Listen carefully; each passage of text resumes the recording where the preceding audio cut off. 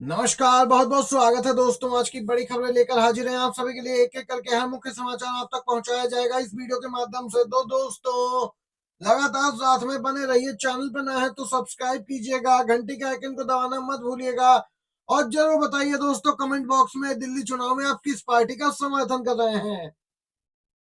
बड़ी खबर आ रही है दोस्तों, केंद्रीय जांच एजेंसी ईडी को लगाई है सुप्रीम कोर्ट ने फटकार। जी हां, लगातार लताड़ी जा रही केंद्रीय जांच एजेंसी ईडी। कोर्ट ने कहा ईडी कानून अपने हाथ में ना ले, जनता को परेशान ना करे, 1 लाख का जुर्माना लगा दिया। दोस्तों आपको बताते चले, बॉम्बे हाई कोर्ट ने ईडी पर एक रियल्टी डेवलपर के खिलाफ मनी लॉन्ड्रिंग जांच शुरू करने के लिए 1 लाख रुपए का जुर्माना लगाया। कोर्ट ने कहा कि ईडी ने जांच शुरू करते हुए अपने दिमाग का इस्तेमाल ही नहीं किया। केंद्रीय एजेंसियों को कानून के ढांचे के अनुसार ही काम करना चाहिए। यहाँ पर दोस्तों आपको बताते चले, ईडी पर जुर्माना लगाते हुए जस्टिस मिलिंद जाधव की सिंगल बेंच ने कहा कि नागरिकों को परेशान ना किया जाए, जांच एजेंसियों को एक कड़ा संदेश देने की जरूरत है। दोस्तों आपको बताते चले, real estate developer Rakesh Jain को यहाँ पे एक समन जारी किया गया था, उसे रद्द किया ईडी ने। अगस्त 2014 का मामला दोस्तों है। अब यहाँ पे ईडी को फटकार लगाई गई है।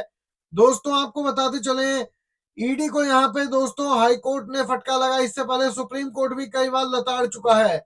वहीं 1 लाख रुपए का भुगतान ईडी को करने का निर्देश दिया है। दोस्तों देख सकते हैं, ये यहाँ पे ताजा अपडेट आई और कहा कि यहाँ लागत शहर स्थित कीर्तिकर लॉ लाइब्रेरी को दी जाएगी। यहाँ पर दोस्तों ये अपडेट आई है। अगली खबर की ओर बढ़ते हैं। ईवीएम को लेकर आ रही है ताजा बड़ी खबर। ईवीएम सत्यापन के फैसले के अनुपालन के लिए एनजीओ की याचिका पर सुनवाई स्थगित, कोर्ट ने मांगा स्पष्टीकरण। सुप्रीम कोर्ट ने मंगलवार को इलेक्ट्रॉनिक वोटिंग मशीन के सत्यापन और संबंधित प्रक्रियाओं पर अपने फैसले पर सख्ती से अनुपालन करने की मांग वाली एक एनजीओ की याचिका पर 11 फरवरी तक सुनवाई टाल दी है।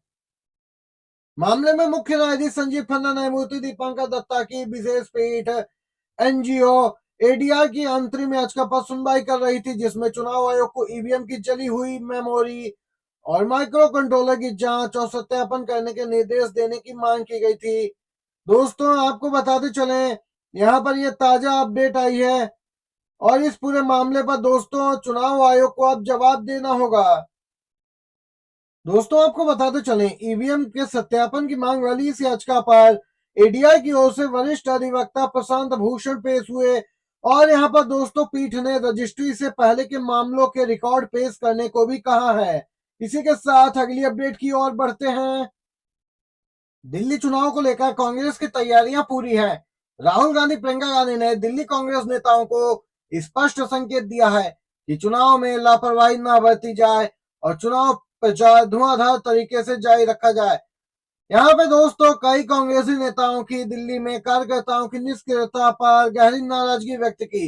हाल ही में एक ऑनलाइन मीटिंग ली राहुल गांधी ने, प्रियंका गांधी मौजूद रही और यहाँ पर दोस्तों जो कार्य किए जा रहे हैं उनकी समीक्षा की गई। दोस्तों आगे की रणनीति बनाई गई। अब जो अपडेट आ रही है वह बता दें कि राहुल गांधी मुस्तफाबाद, सदर बाजार आदि विधानसभा में 22 से 24 जनवरी तक कांग्रेस प्रत्याशियों के लिए चुनाव प्रचार करते नजर आएंगे। कांग्रेस पार्टी दिल्ली में अपने कोर वोटरों को फिर से साधने का बड़ा प्रयास कर रही, लेकिन कांग्रेस के लिए यहाँ एक खास चुनौती है। दिल्ली में मुख्य मुकाबला भाजपा और आप पार्टी के बीच होने जा रहा, लेकिन कांग्रेस इस चुनाव में उठ खड़ी होने का पूरा प्रयास करती हुई नजर आ रही है। दोस्तों महाराष्ट्र में सियासी हलचल तेज है क्योंकि शिंदे गुट में फूट पड़ चुकी है। जी हां दोस्तों, शिंदे गुट के 20 विधायकों के टूटने की चर्चा ने एक नाथ शिंदे की बेचैनी बढ़ा दी है। जिस प्रकार से एक नाथ शिंदे डिप्टी सीएम महाराष्ट्र ने दोस्तों शिवसेना में फूट डाली थी और यहाँ पे टूट हो गई थी, शिवसेना 2 धड़ों में बट गई थी। अब उसी प्रकार शिंदे गुट भी 2 धड़ों में बटने वाला है, तीसरी शिवसेना का उदय होने वाला है। ये चर्चा जोर पकड़ रही है। चर्चा यह है कि उदय सामंत के नेतृत्व वाले गुट, जो कि शिंदे गुट के 20 विधायकों का एक गुट है, बीजेपी में शामिल हो सकता है।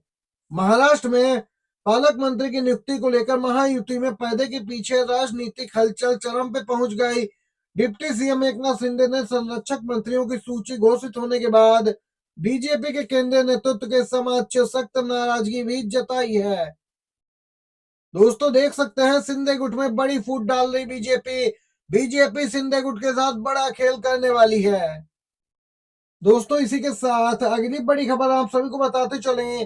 फलौदी सट्टाबाजों ने जारी किए नए आंकड़े, बता दिया दिल्ली में बन रही है किसकी सरकार। जी हां, आप कांग्रेस या बीजेपी, त्रिकोणीय मुकाबला है, लेकिन मुख्य मुकाबला दो पार्टियों के बीच है, बीजेपी और आम आदमी पार्टी। दोस्तों आम आदमी पार्टी सत्ता में वापसी करती दिख रही है। आपको बताते चले दिल्ली की 70 सीटों के लिए 1522 पर्चे दाखिल हुए। नाम वापसी और स्क्रूटनी से लेकर अब तक यहां पर दोस्तों 699 उम्मीदवार ही रह गए।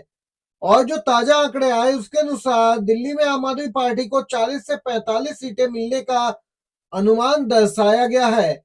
वहीं दूसरी तरफ दोस्तों आपको बताते चले बीजेपी को यहां पर 25 से 30 सीटें मिलने का अनुमान जताया गया है। दिलचस्प बात यह है कि कांग्रेस को लेकर फलौदी सट्टाबाजा ने फिलहाल कोई भविष्यवाणी नहीं की। दिल्ली में बहुमत का आंकड़ा 36 है। ऐसे में आम आदमी पार्टी को बहुमत मिलने की स्पष्ट संभावना बनती हुई दिख रही है। दोस्तों आप किस पार्टी का समर्थन कर रहे हैं दिल्ली चुनाव के लिए, जरूर लिखिए कमेंट बॉक्स में। अगली अपडेट की ओर बढ़ते हैं। ईवीएम में हुई बड़ी धांधली, तभी जीत पाई महायुति। जी हां, महाराष्ट्र चुनाव पर बड़ा खुलासा इस समय का हो गया। दोस्तों ये बेहद ही बड़ी खबर आप लोगों के लिए जानना है जरूरी। अभी अभी ताजा अपडेट लेकर आए हैं आपके लिए कि महाराष्ट्र चुनाव पर वरिष्ठ पत्रकार जो हैं अशोक वानखेड़े, उन्होंने बड़ा खुलासा कर दिया कि 230 सीटों के आसपास धांधली हुई है। 230 सीटें ऐसी हैं जिन पे घपला किया गया। उन्होंने बताया कि मतगणना करते समय कई बूथों पर फॉर्म 17C और ईवीएम मैच नहीं हो रहा था और कई ईवीएम की सील टूटी हुई थी। महाराष्ट्र में दोस्तों आप सभी जानते हैं बीजेपी की दूर दूर तक कोई लहर नहीं थी और किसी के चेहरे पर खुशी नहीं थी और ना कोई भाजपाई विजय जुलूस निकाल पा रहा था।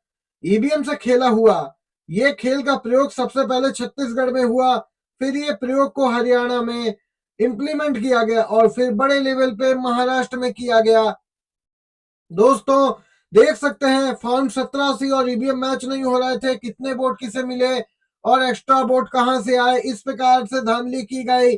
बीजेपी वाले यहाँ पे दोस्तों ईवीएम के सहारे चुनाव जीते। वरिष्ठ पत्रकार अशोक वानखेड़े ने बड़ा खुलासा किया है। दोस्तों यहाँ पर ये ईवीएम को लेकर ताजा अपडेट निकल गया है। आप लोगों का क्या कुछ कहना है जरूर लिखिए कमेंट बॉक्स में।